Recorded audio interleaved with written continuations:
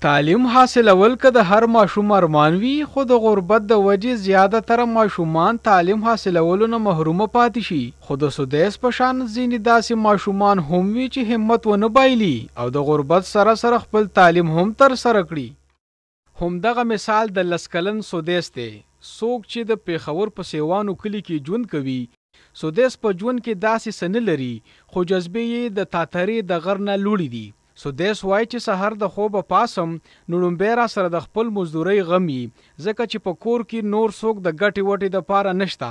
سدیس اول د رکشو مصري خانې ته لاړ شي او هلته خپله مزدوري کوي. چې مزدوري وکړي نو بستره والي او د زده کړې دپاره د سکول په لور روان شي.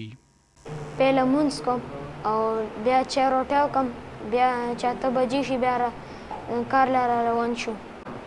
مصریتوب کار له چې کوم ځای کې دا دې ځای کې مصري خانې سره تو بجو نه والا د شپې 10 پورې ځو 50 روپۍ راله د ورځې راکوي. یو کس هغه راوستم مصري خانه کې به نسو جوړ نشي او دلته به نسو جوړ شي.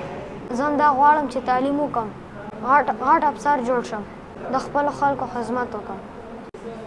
زما په زړه ډېر ارمانونه چې زه تعلیم وکړم. زموږ کور کې پیسو ګټلو څوک نشته، زه ساتم کور. پلار مې بیمار دی، 3 مېرونه دي، 4 مې خویندې دي. زه حکومت نه دا غوښتنه کوم زما په ځان ماشومانو له فري تعلیم ورکړی شي. د یو ریپورت تر مخه په خیبر پښتونخوا کې 40 لکه ماشومان د سکولونو نه بهر دي.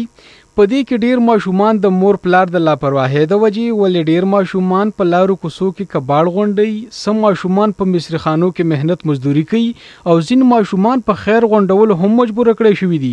د سدیس په شان داسې ډیر ماشومان دي چې په زړه کې د تعلیم حاصلولو ارمان لري، خو اکثره د غریبۍ د وجې دغه ارمان پوره نشي.